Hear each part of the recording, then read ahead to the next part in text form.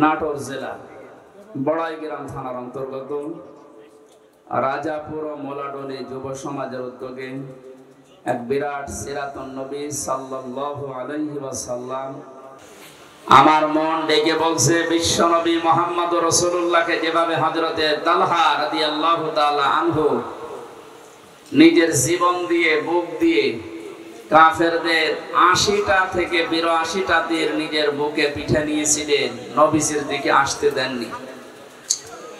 এই রবিউল আউয়াল মাসে সিরাতুন নবী সাল্লাল্লাহু আলাইহি ওয়াসাল্লাম মাহফিলে যারা আমরা এই প্রতিকূল পরিবেশের ভেতরেও এসেছি, আমার বিশ্বাস এরা যদি নবীকে পায় নিজের জীবন পর্যন্ত দিয়ে হলেও তারা হযরতে তালহার মতো বাঁচিয়ে দেবে। যেহেতু নবীজি নেই, তার আদর্শটা আছে না নেই? তার আদর্শকে রক্ষা করার জন্য যদি আমাদের হযরতে তালহার মতো সব দেওয়া লাগে, আমরা রাজি আছি ইনশাআল্লাহ।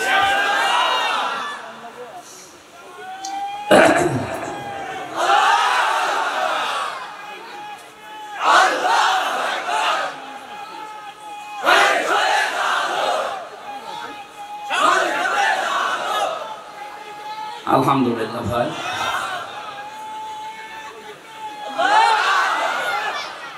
আজকে আমার মাথায় যে তাজ, যে টুপিটা দেখতে পাচ্ছেন, আপনাদের এই নাটোর জেলার কৃতি সন্তান, বাংলাদেশ ইসলামী ছাত্র শিবিরের কেন্দ্রীয় সভাপতি বড় ভাই জনাব মনজুরুল ইসলাম, ওনার বাবা এটা পাঠিয়েছে আজকে কিছুক্ষণ আগে, মাথায় পরিয়ে দিয়েছে। আল্লাহ যেন দুনিয়া আখিরাতে তাকেও সম্মানিত করে। আমরা কোরআনের আলোচনা শোনার জন্য, রাসূলের জীবনী শোনার জন্য এসেছি। আমরা খুশি হয়ে আগে বলছি আলহামদুলিল্লাহ। বিশ্ব নবী যখন শেষ ভাষণ দিয়েছিলেন, তার এই শেষ ভাষণ ছিল মাত্র ২৭ মিনিট। কয় মিনিট বলেন তো? আমরা কথা বলবো না। আমরা দেখতে পাচ্ছি আপনারা বৃষ্টির ভেতরে দাঁড়িয়ে আছেন, বসে আছেন, কষ্ট হচ্ছে। যে ইবাদতে কষ্ট বেশি হয়, ইবাদতে সওয়াব বেশি হয়, এটা আমরা জানি। এই মনে করেই কষ্ট করছি নাকি? বলিন্না সলাতি ওয়া নুসুকি ওয়া মাহইয়ায়া ওয়া মামাতি লিল্লাহি রাব্বিল আলামিন। হে নবী, আপনি বলেন যে আমার নামাজ পড়া, আমার কুরবানি করা, আমি বেঁচে আছি, আমি মরে যাব, সব আল্লাহর জন্য আমি দিয়ে দিয়েছি। এই শব্দগুলো বলতে যত সহজ মনে হচ্ছে, এটা প্র্যাকটিক্যাল লাইফে সেট করা কি অত সহজ? অনেক মানুষ তো নামাজ পড়ে লোক দেখানোর জন্য, অনেকে নামাজ পড়ে ভয়ে। কি কথা বলেন? আজকে আমি এসিল্যান্ড সাহেবের গাড়িতে আসছিলাম, বলছো হুজুর আমার ড্রাইভার এখন ৫ ওয়াক্ত নামাজ পড়া আরম্ভ করিস। এটা যদি আল্লাহর জন্য নাও করে, ওনার জন্যও যদি করে, আস্তে আস্তে যেন ইন্না সলাতি, আমার নামাজ আল্লাহর জন্য, এই পর্যায়ে আল্লাহ কবুল করে। করবেন তা। একটা লোক চুরিও করতো, নামাজও পড়তো। সাহাবী এসে বললেন, হে নবী, এই লোকটা নামাজও পড়ে, চুরিও করে। বিশ্ব নবী ডাক দিয়ে বললেন, ওকে নামাজ পড়তে দাও। আমি আল্লাহর কোরআনের আয়াত পেয়েছি, ইন্না সলাতা তানহা আনিল ফাহশাই ওয়াল মুনকার। অবশ্যই নামাজ মানুষকে অন্যায় অশ্লীল কাজ থেকে বিরত রাখবে। শুধু রাখবে না, ইন্না দিয়ে শুরু। আল্লাহ গ্যারান্টি দিচ্ছেন, এটা মিথ্যা হবে? লোকটাকে নামাজ পড়তে দাও, চুরিও করতে দাও, দেখবা নামাজ ওকে অবশ্যই এই চুরি থেকে বাঁচাবে। দেখা যাচ্ছে আস্তে আস্তে সে লোকটা চুরি ছেড়ে দিয়ে পাক্কা নামাজি হয়ে গেছে। এসিল্যান্ড সাহেবের ড্রাইভারকে উদাহরণ দিলাম এই জন্য, এরকম বহু মানুষ আছে যারা এখন এই বাতাস পরিবর্তনের কারণে আল্লাহর দিকে ফিরে আসতেছে। রমজান আসলে যেমন মানুষ ফিরে আসে দেখি আল্লাহর দিকে, যেহেতু একটা হাওয়া উঠলে ওই বাতাসে, ওই হাওয়ায় কিছু না কিছু উড়াতে থাকে। কথা বুঝতেছে? একটা হাওয়া লেগেছে এই দেশে, ইসলামের হাওয়া, মানবতার হাওয়া। কালকে আমি দিনাজপুরে ১০ জন মুসলমান হয়েছে স্টেজে আমার হাতে। এর আগে একজন হয়েছিল গাইবান্ধাতে। আমার মনে হচ্ছে ৩টা বছর ধরে আমি জেলে না থাকতাম, আমার মনে হয় ৩০০-র উপরে পার হয়ে যেত অমুসলিম ইসলাম গ্রহণ করা। যেহেতু ভাঁসুয়াডাঙ্গায় একটা হয়েছে কয়েকদিন আগে, স্বামী স্ত্রী ২ জন। যেভাবে আরম্ভ হয়েছে আল্লাহর দ্বীনের দিকে আসা, এই বাতাস যদি অব্যাহত থাকে, মানুষ ইসলামের দিকে আসবে। এ পৃথিবীর শ্রেষ্ঠ ধর্ম আল্লাহর পক্ষ থেকে যেটা পাঠানো ইসলাম, আল্লাহ যেন শান্তির ধর্মে অন্যান্য ধর্মের মানুষদেরকে আসার তৌফিক দেন। তাহলে আমাদের নামাজ, আমার রোজা, আমার যাকাত, আমার কুরবানি, আমি বেঁচে আছি, আমি মরে যাব, সব কার জন্য বলেন তো? আল্লাহর জন্য ইনশাআল্লাহ। 27টা মিনিটে নবীজি বক্তব্য দিয়ে শেষ কথা বলেছিলেন, তারাকতু ফীকুম আমরাইন, আমি তোমাদের জন্য দুইটা জিনিস রেখে গেলাম। লান তাদিল্লু, তাদিল্লু এটা বোঝারে বর্তমান, ভবিষ্যৎ, প্রেজেন্ট, ফিউচার। মজারের আগে লান আসলে অর্থ হয় কখনোই হবে না। বিশ্ব নবী গ্যারান্টি দিচ্ছেন, কারণ নবীজি কোনো কথা বলতেন না যতক্ষণ আল্লাহ তাকে বলতে না বলতেন।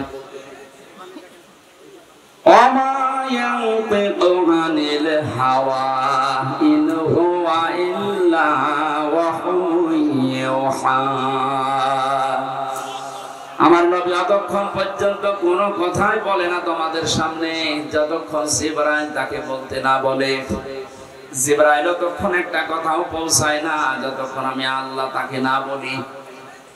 সুতরাং নবীজি যে বললেন লান তাদিল্লু, তোমরা পথভ্রষ্ট হবে না, পথ হারাবে না, না খেয়ে থাকবে না, মায়ের খাবে না, লাঞ্ছনা গঞ্জনা অপমান অপদস্থর শিকার হবে না। লান তাদিল্লু মা তামাসসাকতুম বিহিমা কিতাবাল্লাহ ওয়া সুন্নাতু রাসূলিহি, যদি আল্লাহর পাঠানো কিতাব যেটা রেখে গেলাম আর আমার আদর্শ যেটা রাখলাম, শব্দের দিকে খেয়াল করেছেন। কিতাবাল্লাহি বলার পরে আল্লাহর নবী বলেছেন সুন্নাতু রাসূলিহি, আমার রাসূলের যে সুন্নাহ আদর্শ রাখলাম। নবীজিকে বলতে পারতেন না বিলাদুন, যে আমার জন্ম বৃত্তান্ত তোমাদের জন্য রেখে গেলাম, শুধু ওইটা নিয়ে মাতামাতি করবা। মিলাদ নিয়ে আজ যত পাগল আমরা এই তিনটা দেশে দেখতে পাচ্ছি, ভারত, বাংলাদেশ আর পাকিস্তানে। বিশ্বের বহু দেশে ঘুরে আমি এত পাগলামি পাইনি। আপনার তো পাগল হওয়া দরকার, আশিক হওয়া দরকার রাসূলের আদর্শের। কথা বলেন না কেন? আপনি পাগল হয়েছেন তার মিলাদ নিয়ে। আমি মিলাদ বিরোধী না, কিন্তু মিলাদ যে উদ্দেশ্যে এসেছে, বিশ্ব নবীর ইন্তেকালের 600 বছর পরে এটার আবিষ্কার। আর নবীজির জন্মের পর থেকে শুরু করে এখনো পর্যন্ত যেটা আছে, কিয়ামত পর্যন্ত যেটা থাকবে, তার আদর্শ কি থাকবে? তার রেখে যাওয়া সুন্নাহ আদর্শ। এইটাকে যদি আমরা আঁকড়িয়ে ধরতে পারি, কোনদিন আমাদেরকে পথ ভ্রান্ত কেউ করতে পারবে না ইনশাআল্লাহ। নবীজির জীবনের 27 মিনিটের এই বক্তব্যের শেষ কথা এইটা ছিল। আমরা এই কথাটা যদি সত্যি মেনে নিতে পারি, আগামীতে আমাদের যে সুদিন আসতেছে, রাসূলের এই আদর্শ দিয়ে আমাদের ব্যক্তি, পরিবার, সমাজ, রাষ্ট্র আমরা সাজাতে পারবো ইনশাআল্লাহ। আমরা কোরআন এবং হাদিস থেকে সিরাতুন নবীকে সামনে নিয়ে কথা বলার চেষ্টা চালাচ্ছি। আমা তাওফীকি ইল্লা বিল্লাহ। সিরাত এবং মিলাদ এই দুইটা শব্দ এক না। মিলাদ শব্দটা মিলাদুন থেকে আবিষ্কৃত, এর বাংলা অর্থ জন্ম। বাংলা কি বলেন বলেন? আর সিরাত শব্দের শাব্দিক অর্থ হচ্ছে জীবন চরিত, জীবন আদর্শ। কোরআনে কারিমে বিশ্ব নবীকে অনুসরণ করার জন্য আল্লাহ যে আয়াতগুলো কোরআনে দিয়েছে, সেখানে কোন জায়গায় আমি পাইনি যে রাসূলের মিলাদকে অনুসরণ করো, তার জন্মকে না, তার আদর্শকে। এই যে জেলামি সাহেব যে আয়াতটা পড়েছিলেন, উনি ব্যাখ্যা করতে পারেননি সময় পাওয়ার কারণে, না পাওয়ার কারণে। লাকাদ কানা লাকুম ফি রাসূলিল্লাহি উসওয়াতুন হাসানা লিমান কানা ইয়ারজুল্লাহা ওয়াল ইয়াউমাল আখিরা ওয়া যাকারাল্লাহা কাসীরা। সূরা আহজাবের 21 নম্বর আয়াতে আল্লাহ বলেন, অবশ্যই আমি আল্লাহ তোমাদের জন্য মহত্তম আদর্শ লুকিয়ে রেখেছি রাসূলুল্লাহর জীবনে। নাটোরবাসী এখানে অনেক আলেম বসে আছে, আপনারা না শুনলাম ওনাদেরকে শোনাচ্ছি। ভালো করে খেয়াল করেন। এই কথা বলেন, কি সমস্যা? কথা বলবেন না, খুব খেয়াল করে শুনুন, খুব খেয়াল করে শোনেন। বাইরে গেলে তো গীবত করবেন যে কি বলে গেল বুঝলাম না। অবশ্যই আমি আল্লাহ তোমাদের জন্য মহত্তম আদর্শ, সর্বোত্তম এই আদর্শ লুকিয়ে রেখেছি মুহাম্মদ ইবনে আব্দুল্লাহর জীবনে। এ কথা এখানে আল্লাহ দেননি, সরাসরি নাম দিয়েছেন। আল্লাহকে মুহাম্মদ ইবনে আব্দুল্লাহ এই শব্দটা জানেন না, বলেন। উনি জানার পরও কেন রাসূলুল্লাহ দিলেন? ফি রাসূলিল্লাহি, রাসূলুল্লাহর জীবনে, আল্লাহর রাসূলের জীবনের ভেতরে তোমাদের মহত্তম আদর্শ লুকিয়ে রেখেছি। এখানে একটা পাগলেও জানে মুহাম্মদ ইবনে আব্দুল্লাহ তিনি রাসূলুল্লাহ হয়েছিলেন ঘোষণা অনুযায়ী, কোরআনে বর্ণিত 40 বছর বয়সে। যদিও জন্মের আগে, পৃথিবী তৈরি হওয়ার আগে ওনাকে যখন আল্লাহ বানিয়েছে ওই সময় থেকে তিনি নবী, কিন্তু ঘোষণাটা আসতে সর্বশেষ যেহেতু এই জন্য ঘোষণা হয়েছে ওনার 40 বছরে। জন্মের পর থেকে ওনাকে কেউ নবী বলে ডাকতো, রাসূল বলে। 1 থেকে 40 বছর পর্যন্ত ওনাকে মানুষ ডেকেছে না ডাকে নাই? কি ডাকতো? আল আমিন, আস-সাদিক। এই কথাগুলো ওনাকে পুরো আরব জাহানের মানুষ জানতো, যিনি আল আমিন, আস-সাদিক, বিশ্বাসী, আমানতদার। কিন্তু রাসূলুল্লাহ বা নবী এ কথা কেউ 40 বছরের আগে বলে নাই। এর আগে উনি কি ভালো কাজ দুনিয়ায় করেন নাই? 17 বছর বয়সে তিনি হিলফুল ফজল, শান্তির সংঘ গঠন করে বহু উপকার করেছেন মানুষের। পরিবারে, সমাজে, রাষ্ট্রের বহু ভালো ভালো কাজে আঞ্জাম দিয়েছিলেন। এই কাজগুলো তিনি করেছিলেন মুহাম্মদ ইবনে আব্দুল্লাহ হিসাবে।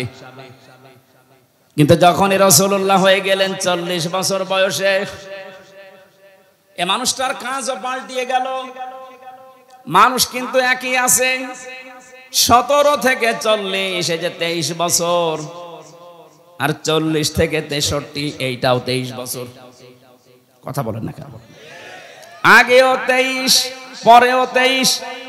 যখন তিনি কাজ করা আরম্ভ করেছিলেন ওই সময় তার বয়স 17। 40 বছর একাধারে বিভিন্ন সংগঠন তৈরি করে চেষ্টা চালিয়েছেন, কিন্তু কাঙ্ক্ষিত মানের শান্তি আনতে পারেন নাই। যদিও সংঘর নাম দিয়েছিলেন হিলফুল ফজল, শান্তির সংঘ। শান্তি কায়েম করতে পারেন নাই। তার একটাই শর্ত হচ্ছে তিনি এই 23 বছরে কোরআনে কারিম পান নাই। কোরআন না পেলে এত বড় মহামানব শান্তি 100 ভাগ কায়েম করতে পারেননি। যখনই তিনি 40 বছরে কোরআন পেয়েছেন, বাকি 23 বছর 63, 40 থেকে 63, এই 23 বছরে এমন শান্তি স্থাপন করেছিলেন, ঘোষণায় দিয়ে গিয়েছেন খায়রুল কুরুনি করনি, আমার যুগ শ্রেষ্ঠ যুগ। যেটা থাকলে শান্তি স্থাপন করা যায়, কায়েম করা যায়, তার নাম কোরআন। কথা বুঝতেছেন? কি মনে হচ্ছে আপনার? কোরআন বাদ দিয়ে এত বড় মহামানব, এত বড় চরিত্রের অধিকারী মানুষ, যাকে আপনি কোল কেনারা পাবেন না অনুসরণ করে, আযীম শব্দ আল্লাহ দিয়েছেন তার নামে। ওয়া ইন্নাকা লাআলা খুলুকিন আযীম। হে নবী, আপনি মহান চরিত্রের উপরে প্রতিষ্ঠিত। আমার এই নামটা আমি কোন নবীকে দেইনি। আযীম এটা আপনাকে আমি আল্লাহ দিলাম। আমার কোরআনের জন্য আমি এই নামটা দিয়েছি আযীম।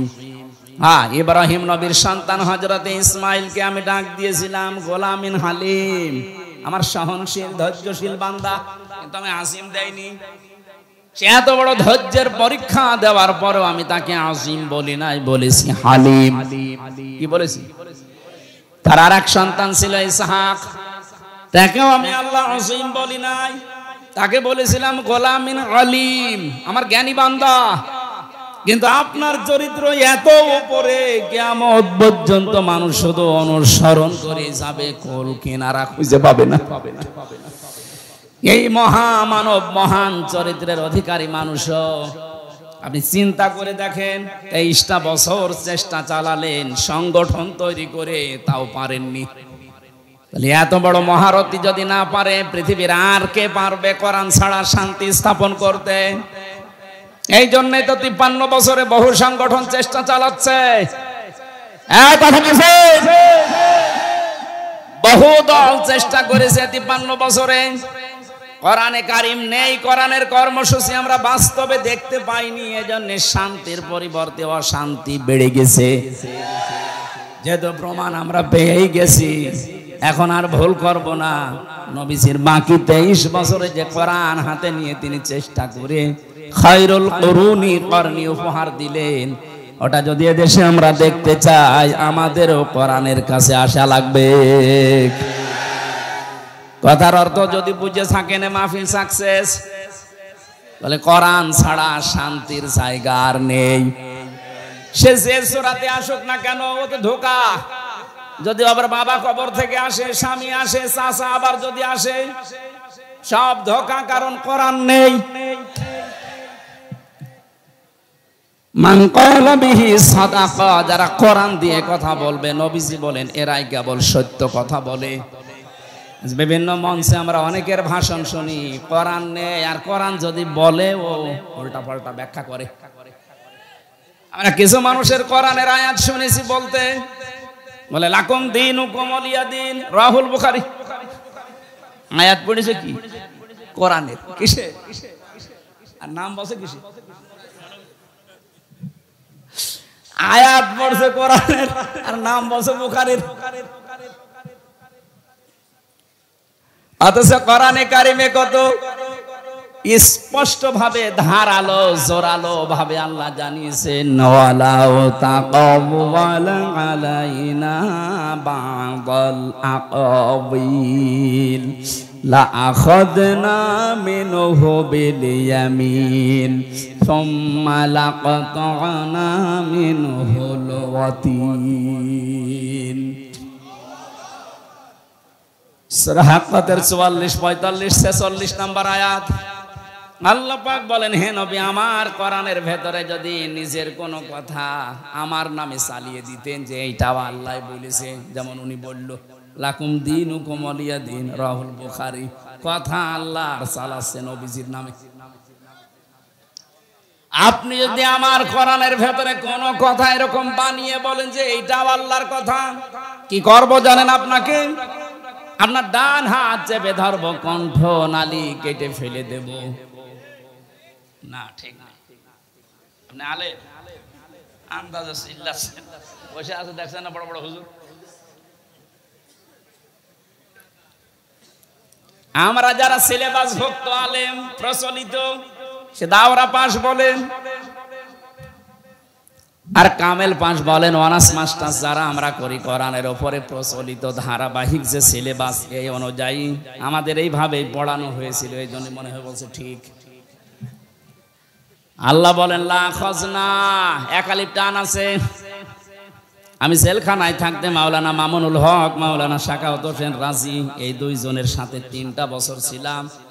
ওনাদেরকে বারবার আমি একটা নিয়ে জিজ্ঞাসা করেছিলাম যে আমাদের সিলেবাসে কওমি হোক, আলিয়া হোক, ভার্সিটি হোক, ওখানে তো লেখা আছে আমি নবীর ডান হাত চেপে ধরতাম, কণ্ঠ নালী কেটে ফেলে দিতাম। কই, এখানে তো মিলছে না।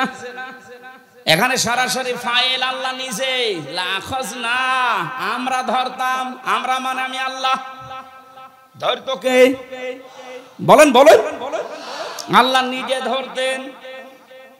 মিনহু বিল ইয়ামিন, বি মানে দ্বারা, দিয়ে, কর্তৃক।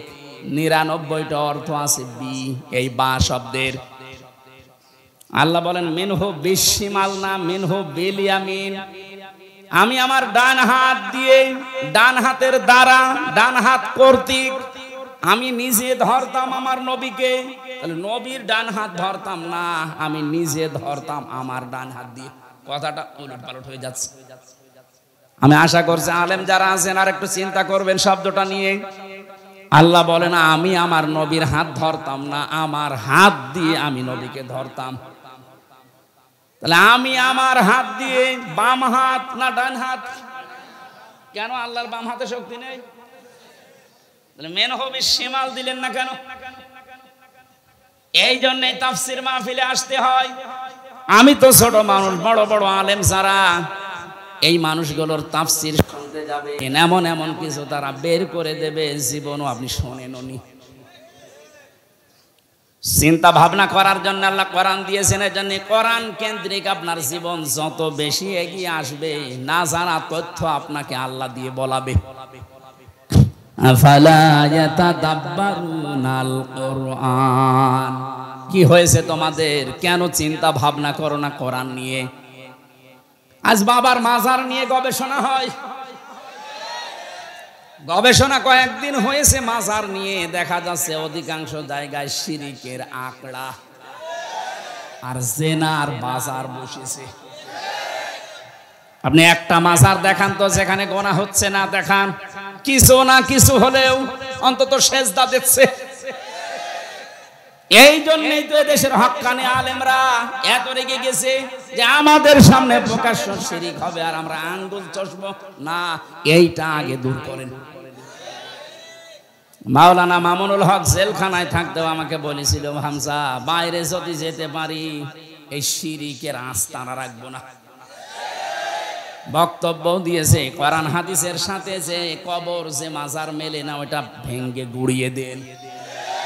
আমার মনে হয় শুরু হয়ে গেছে।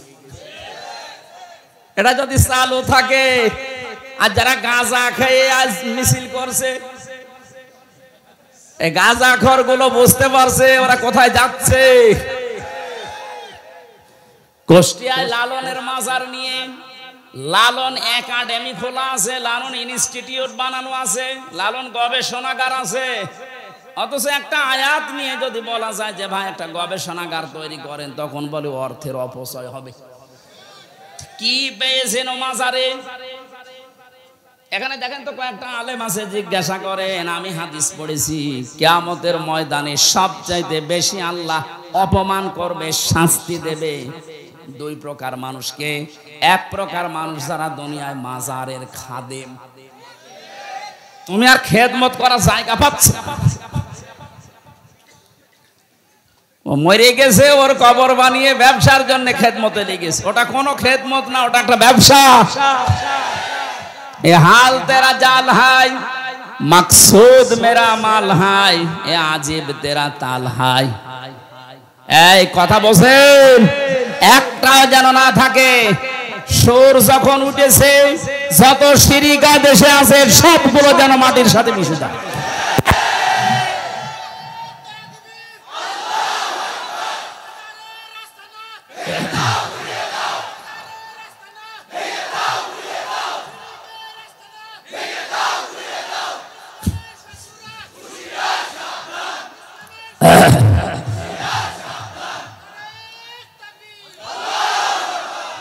মাজার বলতে কবর, যেটা নবীদের কবর, সাহাবীদের কবর, আল্লাহর ওলিদের কবর আমরা সম্মান করি, সেটা ঘিরে রাখে। কোনো ইহানত যেন না হয়, অপমান না হয়, অপদস্থ না হয়। তাই বলে সেখানে আপনি সেজদা দেবেন, পুরা হাদিসের বিরুদ্ধে। লা তাত্তাখিদুল কুবুর মাসাজিদা, কবরকে সেজদার জায়গা বানিও না। অধিকাংশ কবরগুলোতে আর সেজদা দিচ্ছেন, এই জন্য আলেমরা রেগে গেছে। এরা রেগেছিল 16 বছর আগে, কিন্তু কথা বলতে পারে নাই। তাই হ্যাঁ, কথা বলছে। আমাদের রাগ সেই 16 বছর আগে থেকে, কিন্তু আমরা তো কথা বলতে পারছি না। আমি তো এই ময়দানে এসেছি মনে হয় আজ 16 বছর হয়নি। না না, আমি 12 সালের থেকে শুরু। 12 আর 24 কত হয়? 12 বছর। তো এখনো তো 4 বছর লাগবে। তা আমার মানে সেই ময়দানে আসার আগ থেকে আলেমরা চেষ্টা করেছিল, কিন্তু কি করবে, মুখে এই যে কয়েকদিন আগে আমার মামলা খারিজ হয়ে গেছে সব। বিচারপতিকে জিজ্ঞাসা মনে করবো যে স্যার এই মামলা তো 3 বছর আপনার হাতে ছিল, তখন তো কিছু বললেন না, এখন বলছেন কোনো মাল নেই, কি দেখে বিচার করবে? উনি এই কথা বলতো যে হুজুর আমার হাত বাঁধা। কি বাধা? হাত যেহেতু এখন খোলা হয়ে গেছে, এদেশের 1628টা চেয়ার আছে, একটা হাত শুধু খোলা ছিল, বাকি 1627টা হাত বাঁধা ছিল। এখন ওই হাত খোলা মানুষ যেহেতু পালিয়ে গেছে, আর ওনার ছেলে যা কথা বলেছে পরশুদিন, যে দেশের মানুষ আমার মাকে কুকুরের মতো তাড়িয়ে দিল। একটা কথা বলি, একটা ভালো জিনিসের সাথে তুলনা করতো, যে বাঘের মতো তাড়িয়ে দিল। দিয়েছে কিসের নাম দেখেছে? আসলে যেভাবে পালিয়েছে নামটা বেশ অ্যাপ্রোপ্রিয়েট হয়েছে। নাটোরবাসী মাজারের বিপক্ষে আমরা না, কিন্তু মাজার নিয়ে কেউ ব্যবসা করতে পারবেন না এই দেশে। এই দেশের মানুষ এখন জেগে উঠেছে। আপনি তাদের কবরকে এমনিতে ঘিরে রাখবেন, সম্মান দেবেন, জিয়ারত করবেন, দোয়া করবেন, কারণ এই মানুষটা সবচেয়ে বড় বিপদে আছে। নবীজি বলেন, একটা মানুষ যখন কবরে চলে যায়, সমুদ্রের ভেতরে জাহাজ ডুবে গেলে যেমন মানুষ বিপদে থাকে, ওইরকম বিপদে আছে। সে নিজেই বিপদে আছে, আপনি কেন তার কাছে যাচ্ছেন? আদার জন্য দোয়া করেন, আল্লাহ যেন তাকে শান্তি দেয়। গবেষণা করার জন্য আল্লাহর কোরআন, এর বিপরীতে কিছু নেই। যত চিন্তা ভাবনা করবেন কোন শব্দ নিয়ে, দেখবেন না জানা তথ্য আপনাকে আল্লাহ দিচ্ছেন। এখানে যে লাখাজনা মিনহু বিল ইয়ামিন আল্লাহ দিলেন, তাহলে এতদিন পর্যন্ত আমাদের সিলেবাসে আমরা যা দেখেছি একটু খেয়াল করে পড়লে এটা হতো না। আল্লাহ বলেন, আমি নিজে আমার ডান হাত দিয়ে ধরতাম। কেন? আল্লাহর বাম হাতেও শক্তি আছে, ডান হাতের নাম দিলেন। আমরা সচরাচর যে উদাহরণ দিলে বুঝি ভালো, আল্লাহ ওই উদাহরণ সেট করেন ওইটা বোঝানোর জন্য। এটা আমাদের জীবনের সম্পর্ক যেহেতু সময়ের সাথে, এজন্য জীবন সম্পর্কে কোন তথ্য দেওয়ার জন্য আল্লাহ কিন্তু দিয়েছেন সময়ের কসম। ওয়ালা আসরি ইন্নাল ইনসানা লাফি খুসর। আল্লাহ বলেন সময়ের কসম, কারণ এখানে আল্লাহ মানুষের জীবন সংক্রান্ত বিষয়গুলো উল্লেখ করছেন। এ পৃথিবীতে সময় আছে বলে আমি আছি, সময় না থাকলে আমার কোনো দাম নেই। হামজাকে কেউ হামজাও বলবে না, বলবে লাশ। আমার আসল পুঁজি কি? সময়। বলেন বলেন, আমার আসল পুঁজি কি? এটা এই জিনিসের কসম দিয়েছেন আল্লাহ, ওয়ালা আসরি, সময়ের কসম। আমরা যেহেতু বুঝি যে কোন জিনিস ধরতে হলে বাম হাতের চাইতে ডান হাত দিয়ে ধরলে শক্ত ভাবে ধরা যায়, মজবুত ভাবে ধরা যায়, এই জন্য আল্লাহ বাম হাতের নামটা দেয়নি, দিয়েছে ডান হাতের নাম। যদিও আল্লাহর দুই হাতে শক্তি, আমরা বুঝি যেটা ওইটা আল্লাহ ব্যবহার করলেন। যে আমি আমার ডান হাত দিয়ে নবীজিকে চেপে ধরতাম, আমার ডান হাত দিয়ে ধরলে নরমালে মানুষ ধরে না, ঢিলা ঢালা ধরে না, শক্ত করে মজবুত ভাবে ধরতাম। লাখাজনা মিনহু বিল ইয়ামিন সুম্মা লাকাতানা মিনহুল ওয়াতিন। শুধু ধরতাম না, যেটা দিয়ে কথা বলে নবীজি তার এই কণ্ঠ নালী আমি কেটে ফেলে দিতাম। ফামা মিনকুম মিন আহাদিন আনহু হাজিসিন। আরে ব্যাপারে তাকে বাঁচাতে আমাকে কেউ রুখতে পারতো না। কত বড় কঠিন ভয়ঙ্কর তথ্য আল্লাহ দিলেন, যে আমার কোরআনে এমন কোন কথা নবী পর্যন্ত বলে ছাড় পেত না।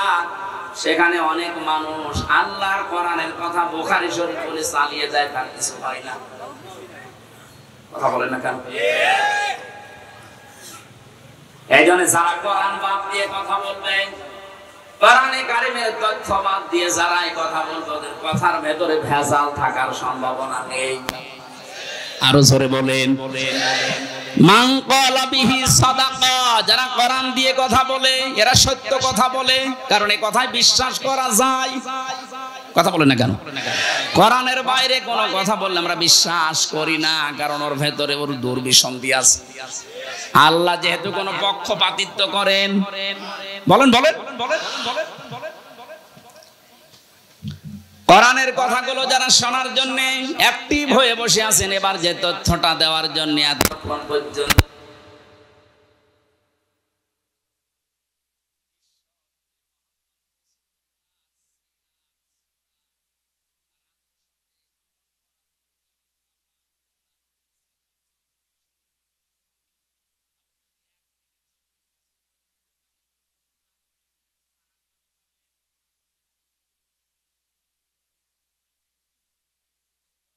থেকে 63 বছরে যদি কেউ 1 সেকেন্ড নবীকে না মানে সে জাহান্নামে যাবে। অনেক শিক্ষিত জ্ঞানী গুণী মানুষ আছেন, এই জন্য এই তথ্যটা আমি বললাম। যারা আজ বলেন আমি নবীওয়ালা কাজ করি, নবীওয়ালা কাজ শুরু হবে আপনার নবী যখন হয়েছিলেন ওই সময় থেকে। অনেকে জন্মের পর থেকে নবী হয়েছিলেন, এটা কিন্তু অনেকে কাটছাট করে ছড়াবে যে আমি হামজা নবীকে নবী মানে না। আমি কি এটা বোঝাচ্ছি? উনি 1 থেকে 40 বছর পর্যন্ত ঘোষণা হয়নি যে উনি নবী। আরবে কেউ বলতো না, হ্যাঁ ওনাকে মোহাম্মদ ইবনে আব্দুল্লাহ বলতো। সুতরাং 1 থেকে 40 বছর পর্যন্ত ওনার কোনো শত্রু ছিল না, কেউ বাধাও দেয়নি। অথচ ভালো কাজ কিন্তু এই বছরে করেছে।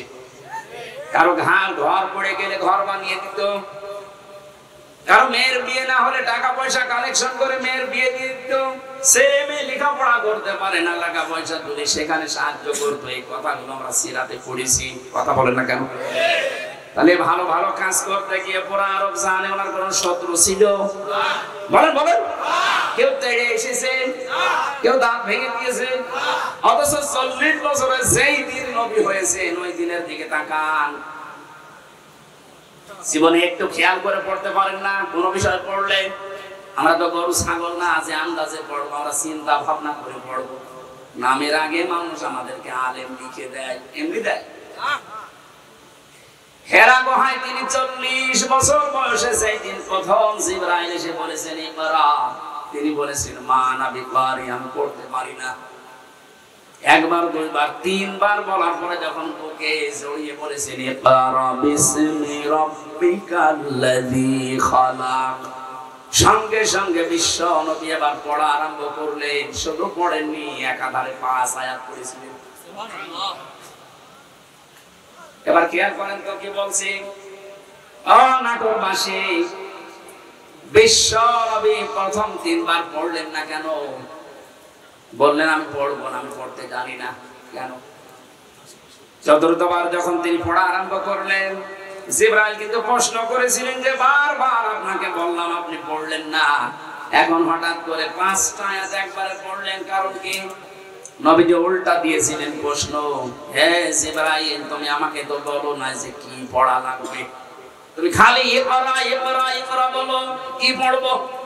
যখনই বলেছে বিসমি রাব্বিকা, রবের নামে, তখন কিন্তু আমি আর দেরি করি নাই।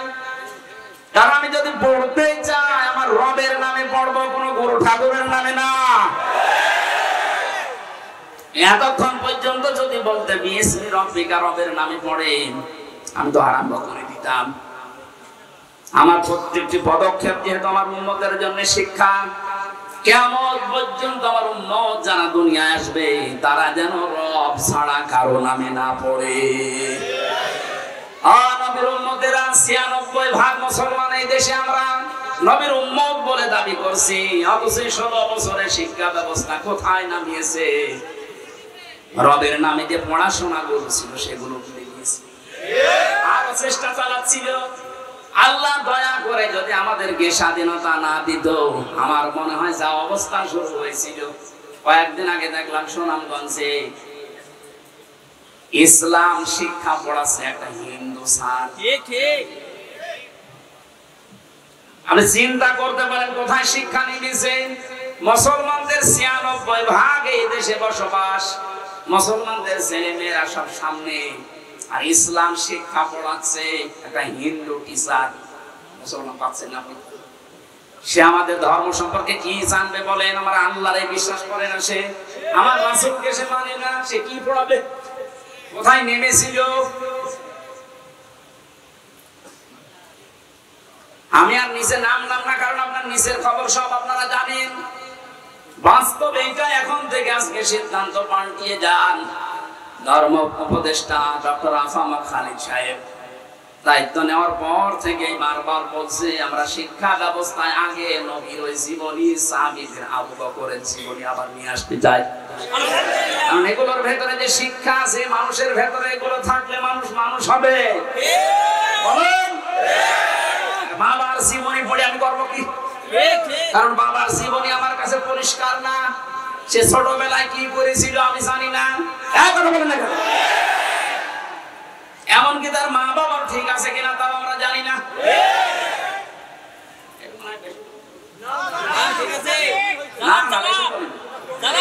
আমি কিছুক্ষণ আগে পড়ে আসলাম আমার ফাঁসি চাই, বীর মুক্তিযোদ্ধা মতিয়ার রহমান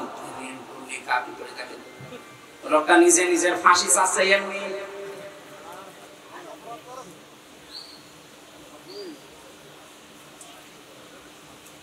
আমি জানি কিছু মানুষের একেবারে জড়িয়ে যাচ্ছে,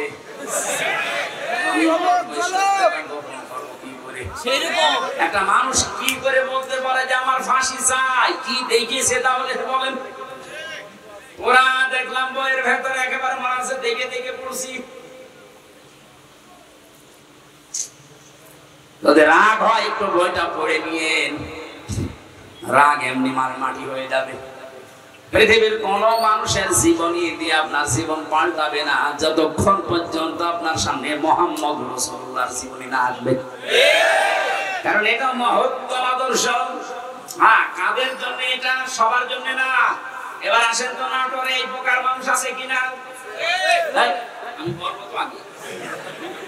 আয়াতের পরবর্তীতে আল্লাহ তিনটা কথা লাগিয়েছেন, যাদের ভেতরে এই তিনটা গুণ পাওয়া যাবে তাদের জন্যই বিশ্ব নবী হবেন আদর্শ। এক নম্বরে লিমান কানা ইয়ারজুল্লাহ, দুনিয়ায় যে কাজ করতে গিয়ে যারা আল্লাহর সন্তুষ্টির দিকে খেয়াল করে যে এই কাজে আমার আল্লাহ রাজি আছে তো, এই কাজে আমার আল্লাহ নারাজ হয়ে যাবে না তো, এইটা খেয়াল করে যারা দুনিয়ার জীবন চালাবে এই মানুষগুলোর জন্য মুহাম্মদুর রাসূলুল্লাহ হবেন আদর্শ। আপনি এদেশে এবার আপনার নিজের দিকে তাকান, আপনার সব কাজ আল্লাহর খুশির জন্য হচ্ছে তো? লিমান কানা ইয়ারজুল্লাহ ওয়াল ইয়াউমাল আখিরা, রাজা'a ইয়ারজিউ মানে ফিরে আসা। যে মানুষগুলো সব কিছু আল্লাহর সন্তুষ্টির জন্য, আল্লাহকে দেখানোর জন্য করে, আল্লাহর দিকে ফিরে আসে। দুই নম্বরে কিয়ামতে জবাব দিতে হবে, এই টেন্ডেন্সি যাদের তৈরি হচ্ছে। গত পরশুদিন ছিলাম যশোরের বেনাপোল, প্রধান অতিথি ছিলেন বাংলাদেশ জামাত ইসলামীর একজন কেন্দ্রীয় নেতা মাওলানা আজিজুর রহমান। এলাকার মানুষকে আমি গোপনে গোপনে যতগুলো মানুষ ধরেছিলাম, লোকজন প্রত্যেক ওখানে সমস্যা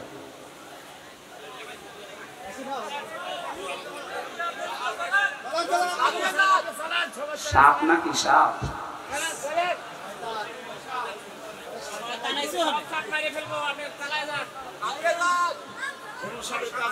সুবহানাল্লাহ আলহামদুলিল্লাহ লা ইলাহা ইল্লাল্লাহ, সুবহানাল্লাহ আলহামদুলিল্লাহ লা ইলাহা ইল্লাল্লাহ, লা ইলাহা ইল্লাল্লাহ।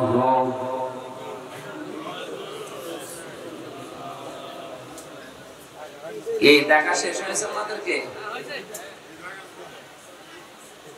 ওদের ওই কথা কাটাকাটি চলছে, ওইটা যদি দেখতে ভালো লাগে, মনে চায় যে মাহফিলের পরে 10 মিনিট সময় দেবো, দেখতে পারি।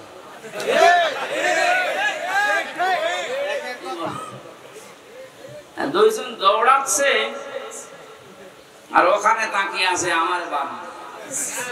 আমার মনে হয় এখন যদি পরিমনে যাইতো আশা বেজে কিসের হুজুর আমির হামজা, পরে দেখবো আগে কাজ করবো না। ওই যারা কথা কাটাকাটি করছে ওদেরকে একটু থামান ভাই, আমরা আলোচনাটা শেষ করে দেখেন, খুব গুরুত্বপূর্ণ কিছু তথ্য আছে সামনে ইনশাআল্লাহ। মেয়েরা এসেছে, আসছে আসছে।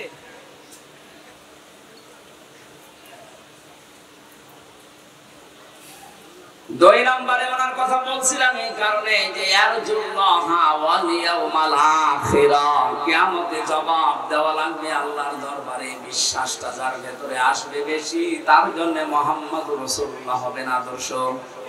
উনি একটা চাকরি করেন কলেজে, যেই কয়দিন ক্লাস নিতে পারে না, শুনলাম এই মানুষটা ওই কয়দিনের বেতন সরকারের খাতায় ফেরত দিয়েছে। জিজ্ঞাসা করলাম কেন এমন করে? ওনার ভেতরে এই ভয়, না জানি ওই টাকা যদি নিয়ে আমি খাবার খাই, দুনিয়ায় আমার রক্ত গোষ্ঠ যেটা তৈরি হবে ওটা কিয়ামতে আল্লাহ জাহান্নামে জ্বালাবে। কিয়ামতের এই বিশ্বাস যদি মানুষের ভেতরে তৈরি হয়, সে কোটি কোটি টাকা আত্মসাৎ করতে পারবে? বলেন। এই দরবেশ বাবার ভেতরে এই বিশ্বাসটা ছিল না, এজন্য এত বড় গাড়ি নিয়েও এত টাকা আত্মসাৎ করিস। যাদের ভেতরে এটা তৈরি হবে তাদের জন্য নবী আদর্শ। যাদের ভেতরে এটা তৈরি হবে না যে জবাব দেওয়া লাগবে, তার দাড়ি বড় হতে পারে, জব্বা বড় হতে পারে, পাগড়ি বড় হতে পারে, 24 ঘন্টা নামাজে থাকতে পারে, কিন্তু ওর আদর্শ ও রাসূলুল্লাহ এখনো হয়নি। আর নবীজি যদি কারো আদর্শ না হয়, আপনার কি মনে হয় যে জান্নাত পাওয়ার কথা? যাকারাল্লাহ কাসীরা, তাদের জীবনে সবচেয়ে বেশি আলোচনা হবে আল্লাহর। কার? আরো জোরে বলেন। সবচেয়ে বেশি আলোচনা পাবেন তাদের জীবনে আল্লাহর। আমরা এই বাস্তবতা দেখেছি এই 16 বছরে, আল্লাহর আলোচনার চাইতে বিভিন্ন মানুষের আলোচনা আমরা বেশি শুনি। মুসলিম যে কয়টা দেশে ঘুরলাম, বিশ্ব রোডের পাশে পাশে দেখা দেখলাম লা ইলাহা ইল্লাল্লাহ, সুবহানাল্লাহ, আস্তাগফিরুল্লাহ, লা হাওলা ওয়ালা কুওয়াতা। মানুষ গাড়ি চালাতে যায় ওদিকে মুখ চায়, চোখ যায় একবার পড়ে নেয় লা ইলাহা ইল্লাল্লাহ। আর আমাদেরও থাকে এমন বাবার ছবি টাঙিয়ে রেখেছে, দেখলেই মনে হয় আল্লাহর ওলি। শয়তান আল্লাহর কথা মনে পড়ে, বলেন এগুলো ঠিক হবে। যাদের জীবনে আল্লাহর আলোচনা বেশি স্থান পায় না, এই যে কাছে র দিয়েছেন আল্লাহ, এই মানুষগুলোর জন্য বিশ্বনবী আদর্শ হবেন না। যাদের জীবনে সবচেয়ে বেশি বেশি আল্লাহর কথা স্মরণ হয়, আল্লাহর জিকির হয়, আল্লাহর আলোচনা বেশি হয়, এদের জন্যই বিশ্বনবী হবেন দুনিয়ায় আদর্শ। নবীজি ওখান থেকে ফিরে আসলেন, খাদিজাকে ডাক দিয়ে বললেন জাম্মিলুনি জাম্মিলুনি ইয়া খাদিজা, ও খাদিজা আমাকে ঢেকে দাও, আমি ভয় পেয়েছি। হে পৃথিবীর মানুষ, এবার খেয়াল করেন, ওই সময় হযরতে খাদিজাতুল কুবরার 15 বছর সংসার হয়ে গেছে। ডাক দিয়ে বলেন আবুল কাসেম, ভয় পাবেন না, কোন দুষ্ট জিন আপনাকে ভয় দেখাতে পারে না। আপনি আমার ভাই ওরাকা ইবনে নওফলের কাছে চলেন, আপনি কখনো ভয় পাবেন না, কারণ আপনাকে আমি 5টা গ্যারান্টি দিতে পারি। 1 নম্বরে আপনি কোনদিন আত্মীয়তার সম্পর্ক নষ্ট করেন না, এর সম্পর্কগুলো সব ঠিক রাখেন। এখান থেকে একটা শিক্ষা পাওয়া যায়, পৃথিবীতে যারা আত্মীয়তার সম্পর্কগুলো ঠিক রাখবে তাদেরকে আল্লাহ পাক নিজে পাহারা দেবে, তারা ভয় পাবে না। যারা বোনের সম্পদ, ভাইয়ের সম্পদ ফাঁকি দেন, চাচার সম্পদ, ফুফুর সম্পদ জোর করে লিখে নেন, তাদের মনের ভেতরে একটা অজানা ভয়, না জানি কখন কে কোন কথা বলে ফেলে। এটা তো দুনিয়ার ভয়, আখিরাতের আরেকটা ভয় আল্লাহ তৈরি করে দেবেন। একবার মাহফিল থেকে কোথা থেকে আসার সময় দেখি রাস্তায় গাড়ি আমার থামিয়ে দিল পুলিশে। গাড়ি থামানোর পর বলছে হুজুর আমার বুকে ফু দিয়ে দেন। ডিউটি করছিলাম, হঠাৎ তাল গাছের ভেতরে কি যেন নড়ে উঠলো, আমি ভয় পেয়ে গেছি। তাল গাছের ভেতরে বাদুর ইঁদুর নড়ে ওঠে, আর ভয় পায়। ভয় তো পাবে, কারণ তো মানুষকে ঠকিয়েছে।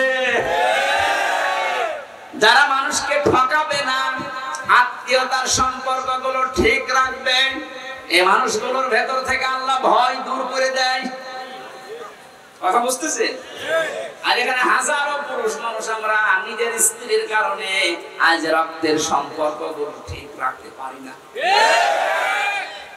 নিজের ভাইয়ের সাথে সম্পর্কটা ভালো রাখা যায় না, তার যে হক আমি আদায় করতে পারি না, আমার বোনের যে হক আমি দিতে পারি না, ওই বর কারণে ওর মন খারাপ হয়, পেঁচার মতো মুখ করে বসে থাকে। এরকম বউ আছে কার? হাত তোলেন তো।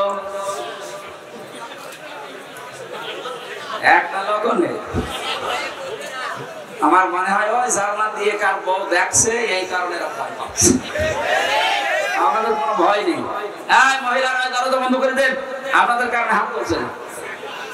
এখানে দেখেছি হুজুর, বাজা তোলা আছে পর্দা দিয়ে। আমি হাসির জন্য বলি না, এটা বাস্তব।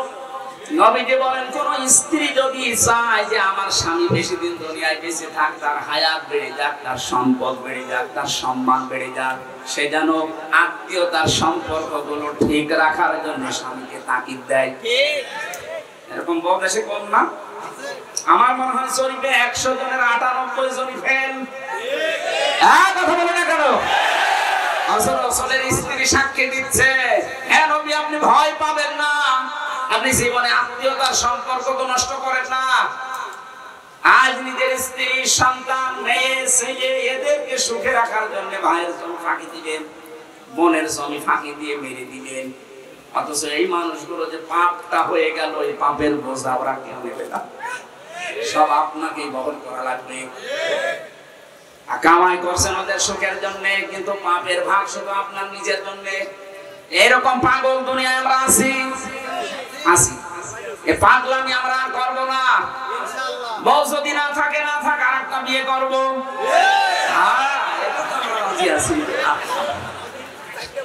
তারপর আমার আখিরাত যেন নষ্ট হয়ে না যায়।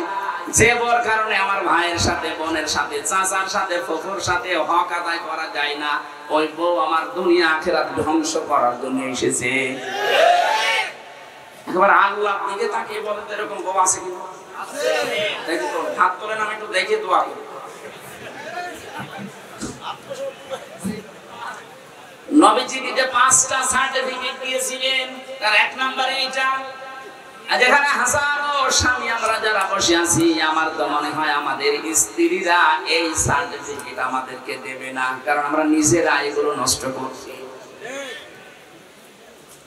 কয়েকটা কথা শোনার পরে বিশ্বনবীকে ডাক দিলেন, ওরাকা ইবনে নওফেল,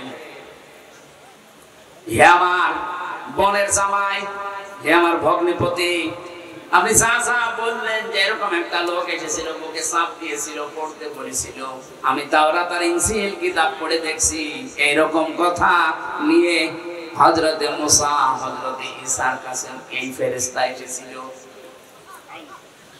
এসেছে জিবরাইল।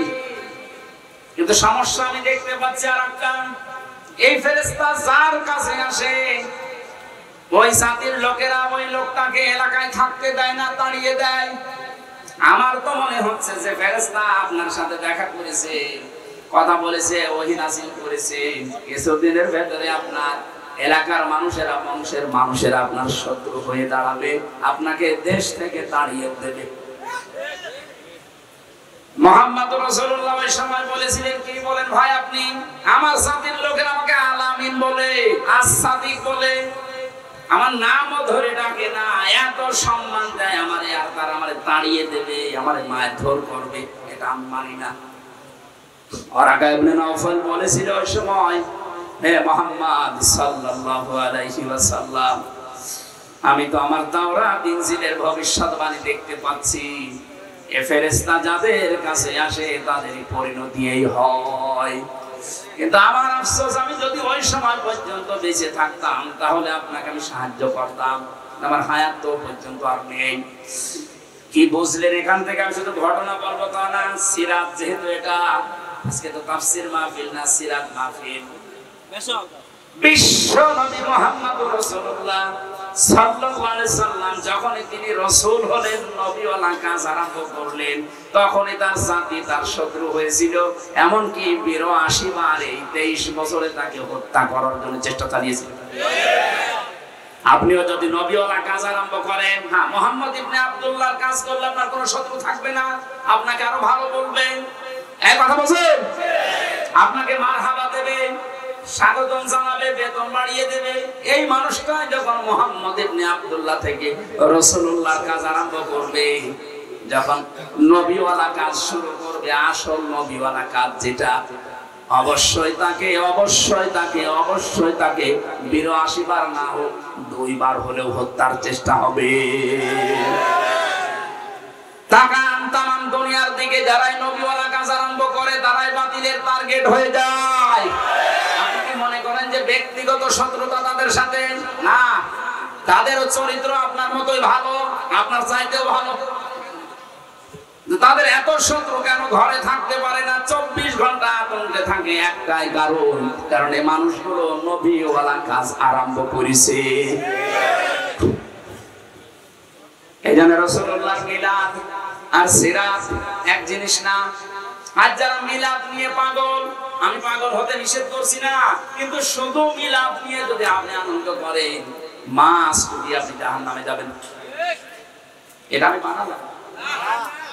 নবীজির আপন চাচা আবু তালেব আর আবু লাহাব দুইজনেই কিন্তু নবীর মিলাদে জন্মে খুশি ছিল, এত আনন্দ করেছিল। আবু লাহাব সুয়াইদিয়া নামক সেই মহিলা এসে বলেছে, আপনার এতিম, আপনার ভাইয়ের ছেলে, মরা ভাই আব্দুল্লাহর ছেলে এতিম, একটা ছেলে জন্ম নিয়েছে, খুব ফুলে দেখতে। বলেছিল এত বেশি খুশি হয়েছে আমি, তো এই সংবাদটা দেওয়ার কারণে আমি তোকে মুক্ত করে দিলাম। যা, নিজের কেনা দাসী বাদী মুক্ত করে দিয়েছে। আপনি তো এত বড় কাজ করতে পারেন না, আপনি শুধু মিলাদে জিলাপি আর খেচুড়ি খাইয়ে আনন্দে আছেন। আর এই লোকটা বিশ্বাস করতো না আল্লাহ একজন আছে, রাসূল উনি বিশ্বাস করতো না, কিন্তু এই কাজটা করেছিল নবীর জন্মে খুশি হয়ে। নিজের বাড়ির কেনা বাদী পর্যন্ত আজাদ করে দিয়েছিল, কিন্তু আল্লাহ এই কাজটা নষ্ট করেননি। মিলাদের এই কাজটা আল্লাহ নষ্ট করেননি। কিয়ামত পর্যন্ত এই আবু লাহাব এই দুইটা আঙ্গুল মুখের ভেতর দিয়ে শুধু চষবে, একটা আনন্দ পাবে, সুখ পাবে, শান্তি পাবে। আবু তালেবের কথা জানি, সেও কিন্তু নবীর মিলাদে জন্মে খুশি হয়েছিল। বিশ্ব নবী যখন তাকে বলেছিলেন, ইয়া আম্মি আবি তালিব, লা ইলাহা ইল্লাল্লাহ হাজ্জুল লাকা ইনদাল্লাহি ইয়াউমাল কিয়ামাহ, রাহুল বুখারী। হে চাচা, আপনি শুধু আস্তে করে আমাকে বলেন যে লা ইলাহা ইল্লাল্লাহ, মুহাম্মদুর রাসূলুল্লাহ বলা লাগবে না, শুধু আল্লাহ একত্ববাদের ঘোষণাটা দেন, আপনাকে আমি ঝগড়া করে কিয়ামতে জান্নাতে পৌঁছিয়ে দেব। লোকটা পড়ে নাই, ও নবীর মিলাদে খুশি, কিন্তু সিরাত পেয়ে, তার আদর্শ পেয়ে, তার রাসূলুল্লাহর যে গ্যারান্টি তিনি যে নবী রাসূল, এটা পেয়েও খুশি না। ও বলেছিল, ভাতিজা তোমাকে ভালোবাসি, কিন্তু তোমার এই নবুয়ত আমি মানতে পারলাম না, কারণ মানলে মানুষ আমাকে কাপুরুষ বলবে, ভীরু বলবে, তুমি আমারে মাফ করে দিও। কি বুঝলেন আপনি এখান থেকে? এই লোকটা দুইজন চাচা, আপন চাচায় দুইজন, এরা রাসূলকে ভালোবেসেছিল তার মিলাদে, কিসে? জন্মে, কিন্তু তার আদর্শ মানতে পারে না, এই জন্য দুইজনই জাহান্নামী। এই লোকটার পায়ের নিচে শুধু জাহান্নামের দুইটা ফিতা আল্লাহ লাগিয়ে দেবে, চটি পরিয়ে দেবে, দুইটা মাথার মগজ পর্যন্ত ফুটবে। সিরাতের কিতাবে পেয়েছি তার পায়ে কেন আল্লাহ দেবে? মুখে, গালে, এই সমস্ত মাথায়, পিঠে, হাতে আগুন লাগবে না কেন? খালি এক জায়গায় আগুন লাগাবে। জবাব হচ্ছে, লোকটা সে ছোটবেলা থেকে শুরু করে নবীকে কোলে নিয়ে, কাকে নিয়ে, পিঠে নিয়ে, মুখে নিয়ে, সোমা দিয়ে, বুকের উপরে নিয়ে সারা জীবন নবীকে ভালোবেসেছে, আদর করেছে, কিন্তু কোনোদিন পায়ের কাছে রাখে নাই। এটা পায়ের কাছে রাখে নাই, পায়ের সাথে নবীর শরীর লাগে নাই, বাকি পুরা শরীর নবীর শরীরের সাথে জান্নাতের শরীর। এই জন্য পুরা শরীরে আল্লাহ জাহান্নামের আগুন লাগাবে না, একটা জায়গায় লাগিয়ে দেবে। তারা নবীর মিলাদে খুশি, কিন্তু চরিত্রে খুশি। বলেন বলেন, এই জন্য দুইজনে জাহান্নামী। সিস্টেম অপর পৃষ্ঠায় দেখুন, আরো দুইজন চাচার নাম সিরাতে আছে, একজন হযরতে আব্বাস আর একজন হযরতে হামজা রাদিয়াল্লাহু তাআলা আনহুমা। আগের দুইজনের নাম পড়লে কেউ রাদিয়াল্লাহু পড়ে, আর পরের দুইজনের নাম শুনলে মানুষ পড়ে রাদিয়াল্লাহু তাআলা আনহু, যে আল্লাহ তাদের উপরে রাজি হয়ে গেছে।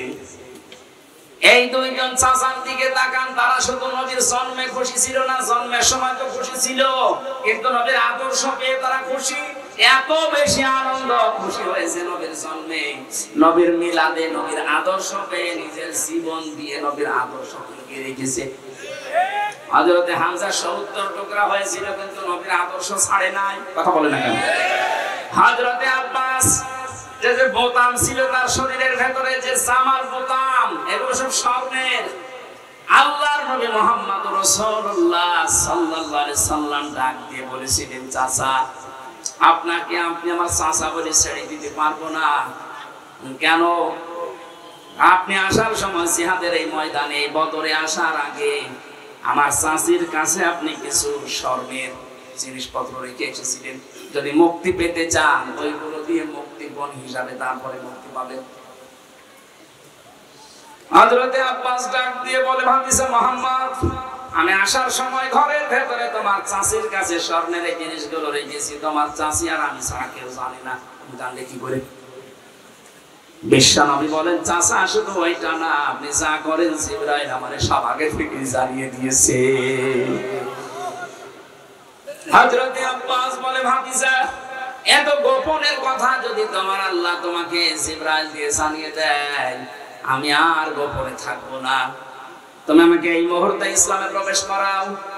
হযরতে আব্বাস নবীর আদর্শ মেনে নিয়ে বলেছিলেন, মান সাকাত আমাল ঈমান মান রাদিয়া বিল্লাহি রাব্বা ওয়া বিইসলামি দীনা ওয়া বিমুহাম্মাদুর রাসূলুল্লাহ সাল্লাল্লাহু আলাইহি ওয়াসাল্লাম নাবিয়্যাও ওয়া রাসূলা। রাহু মুসলিম। হযরতে আব্বাস বলেছিলেন, কেউ যদি ঈমানের স্বাদ পেতে চাও, আল্লাহকে রব, ইসলামকে জীবন ব্যবস্থা, আর মুহাম্মদুর রাসূলুল্লাহকে কেউ যদি নবী এবং রাসূল এই পৃথিবীতে মেনে নিতে পারো, সেই ঈমানের স্বাদ পাবা। সে শুধু নবীর জন্মে খুশি ছিল না, নবীর আদর্শেও খুশি ছিল।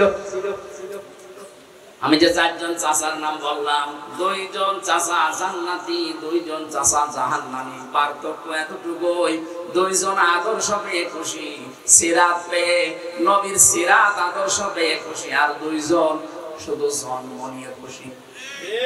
আমরা কি শুধু মিলাদ পড়বো না, নবীর আদর্শ মানতে চাই? এবার আসেন তো, বিশ্ব নবীকে আল্লাহ এই পৃথিবীতে যে উদ্দেশ্য নিয়ে পাঠালেন, কোরআনে কারীমের সূরা ফাতিহী, এটা 28 নম্বর আয়াত। এটা রব্বুল আলামিন বলেন, ওয়াল্লাযী আরসালা রাসূলাহু বিল হুদা ওয়া দীনিল হক। যেহেতু রাসূলকে আল্লাহ পাঠিয়েছেন এই পৃথিবীতে একটা উদ্দেশ্য নিয়ে, আমরা যদি আজ নবীর আদর্শ মানতে চাই, এরকম প্রায় 65টা বিষয় আমি সাজিয়েছি কোরআন আর হাদিস থেকে, একটা মাত্র বলছি। আপনি যদি 65 দিন দাওয়াত দেন একাধারে, 65টা বিষয় বললে শেষ হবে। আজকে একটা চলছে। তিনি সে আল্লাহ যিনি তার রাসূলকে যিনি হক দিয়ে সত্যের বিধান সহ দুনিয়ায় পাঠালেন, একটাই উদ্দেশ্য তার, লিইয়ুযহিরাহু আলা দ্বীনি কুল্লি। দুনিয়ায় যত ধর্ম আছে, নিয়ম নীতি বানানো আছে, সব মাইনাস করে সবার উপরে আল্লাহর দ্বীনকে তিনি বিজয় করবেন। এইটাই রাসূলের কাজ। এটা কার কাজ? এইটাই রাসূলের কাজ ছিল। যত নিয়ম নীতি ধর্ম বানানো আছে দুনিয়ায়, 4500 এর উপর এখন ধর্ম আছে, সব কিছুকে পেছনে ফেলে ইসলামকে তিনি বিজয় করবেন। আলা দ্বীনি কুল্লিহি, যতদিন আছে আপনি মানুষ মেনে চলে, যতদিন সব দিনকে পেছনে ফেলে দেওয়া লাগবে, ইসলামকে বিজয় করা লাগবে। এইটাই রাসূলের কাজ। আর রাসূলকে যারা মেনে নেয় তাদের একই কাজ। কথা বলেন। ইসলাম আমরা জানি, ইসলাম আবার দুই প্রকার। কয় প্রকার? বলেন বলেন। এক নম্বরের ইসলাম হচ্ছে প্রাকৃতিক ইসলাম, আর একটা হচ্ছে শারঈ ইসলাম।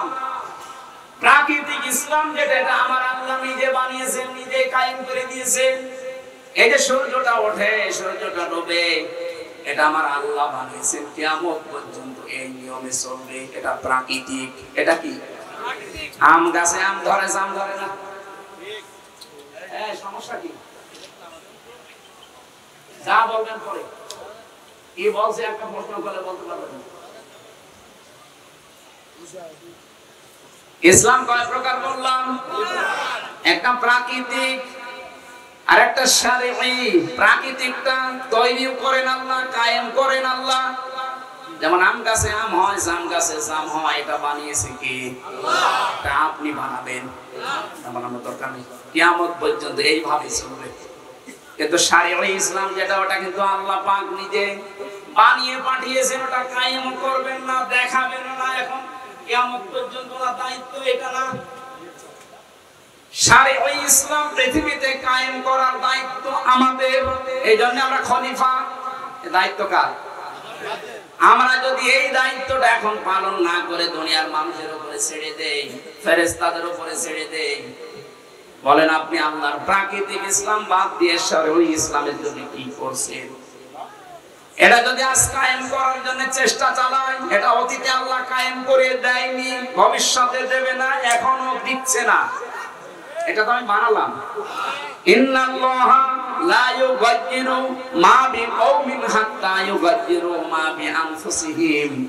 আল্লাহ পাক বলেন, যতদিন পর্যন্ত কোন জাতি তার ভাগ্য পরিবর্তন না করবে, আমি আল্লাহর অত দায় পড়ে না যে আমি ওর ভাগ্য পরিবর্তন করে দেব না। ওরা নিজেরা পাল্টাবে, তারপর আমি চেষ্টা করব। এই কথা বলছেন, আমাদের ভাগ্য পাল্টাতে হবে আমাদেরকে। শরঈ ইসলাম যেটা এদেশে কায়েম করার দায়িত্ব ফেরেশতার না, কার? বলেন বলেন। মাম্মাতা, যে ব্যক্তি মরে গেল, আলামি ইয়াহজু, কিন্তু ইসলাম কায়েম করার জন্য গসওয়া করে নাই, আন্দোলন করে নাই, চেষ্টা করে নাই। আলামি ইউহাদ্দিস বিহি নাফসাহু, মনের ভেতরের আশা আকাঙ্ক্ষাও ছিল না যে দিন কায়েম হোক। মাতা আলা শাওলাতিন মিনান নিফাক, নবীজি বলেন যদি মরে যায় তো মুনাফিক হয়ে মরবে। তাহলে আপনার নামাজ দিয়ে, রোজা দিয়ে, হজ দিয়ে, যাকাত দিয়ে, দাড়ি টুপি পাগড়ি দিয়ে আপনি মুনাফিকের মরণ থেকে বাঁচতে পারবেন না যতদিন শরঈ ইসলাম যেটা সব দিনের উপরে ইসলামকে বিজয়ী করার জন্য কাজ না করবেন। এটা যদি কেউ রাজনীতি মনে করেন, হ্যাঁ এটা রাজনীতি। আকাফা বিল্লাহি শাহিদা, এটার জন্য সাক্ষী হিসাবে যথেষ্ট কে? আল্লাহ। আপনি কেউ যদি দুনিয়ায় কাজ না করে, আমার আল্লাহ বলেন আমি নিজেই যথেষ্ট। নবীকে আমি এটা পাঠিয়েছি করার জন্য, নবী সেটা করবে যত বাধা আসুক। আর নবীর উম্মত যারা দাবি করছে তাদের এই একই কাজ। আল্লাহ আমাদেরকে সিরাতের এই অনুষ্ঠানে আপনি লিখে দিয়েছেন সিরাতুন নবী সাল্লাল্লাহু আলাইহি ওয়াসাল্লাম মাহফিল। ওনাকে যে উদ্দেশ্য নিয়ে আল্লাহ পাঠিয়েছে, ওই উদ্দেশ্যে আপনি সামনে এগিয়ে আনলেন। শুধু মিলাদ পড়ে জিলাপি আর খিচুড়ি খাওয়া না, নবীর চাচা হামজার মতো জীবনের কলিজা দিয়ে হলেও তার আদর্শ মানা লাগবে।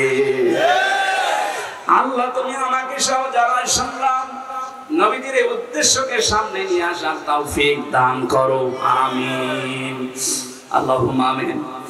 ربنا ظلمنا أنفسنا وإن لم تغفر لنا وترحمنا لنكونن من الخاسرين।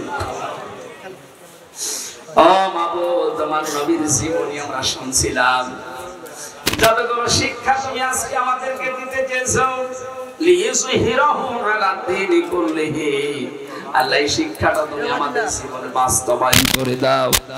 অনেকে না বুঝে আমাদের বিরোধিতা করে, বিশ্ব নবীর যে উদ্দেশ্য দুনিয়ায় দিন কায়েম করা, এটা আমাদেরকেও তুমি নিজে করিয়ে নাও। এই মাহফিলের এই আয়োজন করতে গিয়ে বৃষ্টির ভেতরে বহু কষ্ট তোমার বান্দারা করেছে, আল্লাহ তুমি প্রত্যেককে জাযা পুরস্কার পরিপূর্ণ করে দাও। সম্মানিত মা বোনেরা যারা বসে আছে বিভিন্ন জায়গায়, এদেরকে খাদিজার মতো, আয়েশার মতো বানিয়ে দাও। নবীজির জীবনের জন্য, তোমার কোরআনের জন্য এই ছেলে মেয়েরা এত পাগল। আল্লাহ বড় ভাই আশরাফুল ইসলাম সহ নামানা জানা যত মানুষ এখানে এসেছে, প্রত্যেকের নাম তোমার কুদরতের খাতায় লিখে নাও। বারাকাল্লাহু লানা ওয়া লাকুম ফিল কোরআনিল আযীম। এলাকায় যত মানুষ কবরে আছে, আল্লাহ কোরআনের ইজ্জতে মাফ করে দাও। যে যুবকগুলো এই মাহফিলের আঞ্জাম দিয়েছে, আল্লাহ যুবকদেরকে খালিদ বিন ওয়ালিদের মতো বানিয়ে দাও। বৈষম্য বিরোধী ছাত্র আন্দোলনে যারা শহীদ হয়েছে, আল্লাহ শাহাদাতের সর্বোচ্চ মাকাম দাও। যে মানুষগুলো আহত হয়ে আছে, আল্লাহ তুমি তাদের হামি ও নাসির হয়ে যাও। বারাকাল্লাহু লানা সুবহানা রাব্বিকা রাব্বিল ইজ্জাতি আম্মা ইয়াসিফুনা ওয়া সালামুন আলাল মুরসালিন আলহামদুলিল্লাহি রাব্বিল আলামিন। আজরাইল দেখার সঙ্গে সঙ্গে যেন পড়তে পারি লা ইলাহা ইল্লাল্লাহু মুহাম্মাদুর রাসূলুল্লাহ।